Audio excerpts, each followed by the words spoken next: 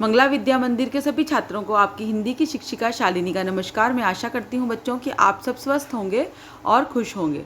तो बच्चों आज हम क्या पढ़ेंगे? आज हम पढ़ेंगे संज्ञा और सर्वनाम। यानी कि आज हम क्या करने वाले हैं, हम टेक्स्ट बुक को ना पढ़ के आज हम व्याकरण का, ग्रामर का अभ्यास करने वाले हैं। क्योंकि बच्चों हमारे लिए व्याकरण पढ़ना भी बहुत ज़रूरी है। हिंदी को सीखने के लिए हमें व्याकरण का ज्ञान प्राप्त होना बहुत ज़रूरी है। तो बच्चों पहले हम संज्ञा का पढ़ेंगे। संज्ञा मैंने आपको पहले भी पढ़ाई है, पर आज हम उसका थोड़ा विस्तार से अभ्यास करेंगे। संज्ञा किसे कहते हैं, उदाहरण बताइए, और संज्ञा के कितने भेद होते हैं? तो बच्चों किसी वस्तु, व्यक्ति, स्थान, प्राणी आदि के और तथा भाव के नाम का बोध कराने को संज्ञा कहते हैं। किसी वस्तु, व्यक्ति, स्थान, प्राणी तथा भाव के नाम का बोध कराना मतलब पता लगाने को संज्ञा कहते हैं। उदाहरण है राम, कुर्सी, दिल्ली, हाथी आदि। तो राम क्या है? व्यक्ति, कुर्सी वस्तु, दिल्ली स्थान और हाथी क्या हुआ? प्राणी। तो ये हुए संज्ञा के उदाहरण। अब बच्चों संज्ञा के भेद, संज्ञा के कितने भेद होते हैं? संज्ञा के मूलतः बेसिकली 3 भेद होते हैं। नंबर 1 व्यक्तिवाचक संज्ञा, नंबर 2 जातिवाचक संज्ञा और नंबर 3 भाववाचक संज्ञा। तो ये हुए बच्चों संज्ञा के भेद। तो हम अब जो नेक्स्ट पढ़ेंगे वो है सर्वनाम। सर्वनाम किसे कहते हैं? उदाहरण दीजिए और सर्वनाम के भेद बताइए। तो बच्चों जो शब्द संज्ञा शब्दों के स्थान पर प्रयोग किए जाते हैं उन्हें सर्वनाम कहते हैं। मतलब कि संज्ञा शब्द को हटाकर उसकी जगह पर जो शब्द का प्रयोग किया जाता है, बोला या लिखा जाता है, उसे सर्वनाम कहते हैं। अब जैसे कि राम एक लड़का है, ठीक है। अब दूसरा वाक्य क्या हुआ? राम स्कूल में, पाठशाला में पढ़ता है।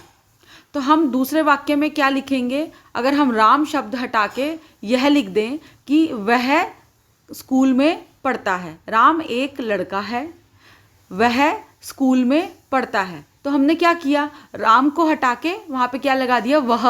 वह स्कूल में पढ़ता है। तो ये हो गया सर्वनाम। मतलब राम जो था संज्ञा शब्द, उसको हटाया और उसकी जगह वह का प्रयोग कर दिया, तो वो बन गया सर्वनाम। और बच्चों इसके बारे में आपको विस्तार से संज्ञा के भी जो मैंने आपको ये भेद बताए हैं, उनकी परिभाषा और उनके उदाहरण, और साथ ही संज्ञा के जो भेद हैं इनकी परिभाषा और इनके उदाहरण, इन सब का हम विस्तार से जो हम लोग चर्चा करेंगे, डिस्कशन करेंगे, वो हम इंटरेक्शन में करेंगे। ठीक है, अभी हम सिर्फ इतना ही पढ़ेंगे जितना मैं आज आपको पढ़ा रही हूँ। उदाहरण है आप बच्चों सर्वनाम के, मैं, तुम, हम, आप, वह आ गया ना, देखो वह, उसे, उन्हें आदि। तो संज्ञा शब्दों को हटाकर इन शब्दों का प्रयोग अगर किया जाए तो उसे सर्वनाम कहते हैं। और सर्वनाम के उदाहरण ये हैं मैं, तुम, आप, वह, उसे, उन्हें आदि। इसके बारे में बच्चों मैं आपको, जैसे मैंने अभी पहले भी बोला है, इंटरेक्शन में बताऊंगी। हम इसके बारे में इंटरेक्शन में चर्चा करेंगे। और सर्वनाम के भेद कितने होते हैं? सर्वनाम के मूलतः 6 भेद होते हैं बच्चों।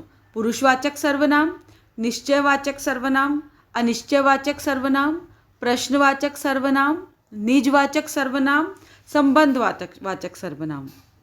तो बच्चों ये हुए सर्वनाम के भेद।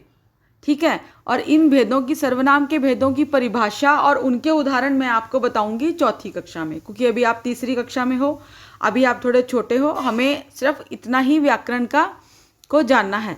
इस क्लास में 3rd स्टैंडर्ड में हमें सिर्फ इतना ही जानना है। बाकी सर्वनाम के जो उदाहरण हैं उनको वाक्यों के समेत, और जो संज्ञा के उदाहरण हैं उनको वाक्य समेत मैं आपको नेक्स्ट वीडियो में भी बताऊंगी। और इसके बारे में हम अपनी जो इंटरेक्शन है उसमें भी डिस्कशन करेंगे। तो अभी आप फिलहाल जितना मैंने आपको ये पढ़ाया है, आप सर्वनाम के और संज्ञा के परिभाषा, उनके उदाहरण और भेदों के नाम को याद कीजिए। ठीक है बच्चों, तो नेक्स्ट वीडियो तक के लिए स्टे सेफ। Thank you.